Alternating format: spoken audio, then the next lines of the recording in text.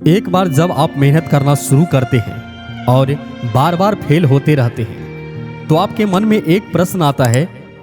यह प्रश्न आता है कि भगवान आपके साथ है या नहीं। आप खूब मेहनत करते हैं, अपनी सारी ताकत लगा देते हैं, आप अच्छे कर्म करते हैं और उसके बाद भी आपको फल नहीं मिल पाते।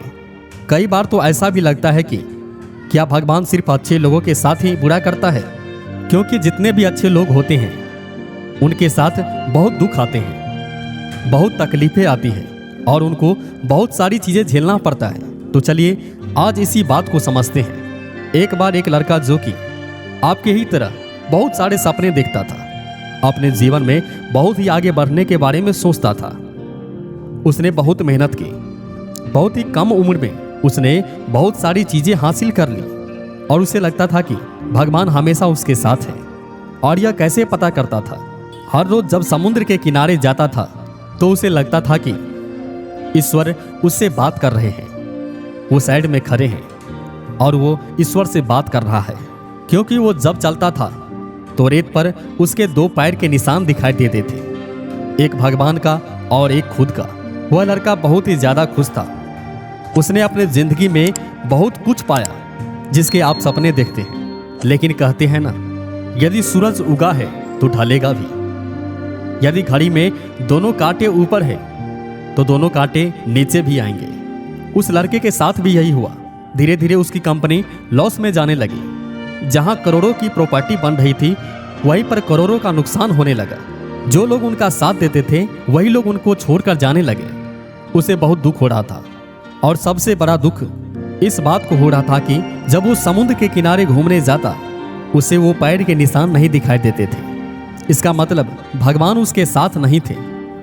वह लड़का बहुत ज्यादा दुखी था, बहुत ज्यादा परेशान था और सोच रहा था कि जब अच्छा समय था तो भगवान मेरे साथ थे, लेकिन जब मेरे बुरा समय आया तो भगवान भी मेरा साथ छोड़ दिया और मेरे अपने भी मुझे छोड़कर चले गए और वो बहुत दुखी हुआ।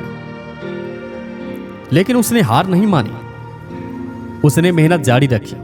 जो भी चीजें भगवान ने उसे सिखाई थी उन बातों को उन लड़कों ने फॉलो किया और फिर से मेहनत करना शुरू किया। थोड़ी दिन बाद फिर से उसकी कंपनी खड़ी हो गई। उसे बहुत सारा लॉस हो रहा था, उसे सारा प्रॉफिट होने लगा और वो फिर खुश हो गया। लेकिन उसने एक चीज कभी नहीं छोड़ी थी, अपने ऊपर विश्वास और समुद्र के किनारे घूमना।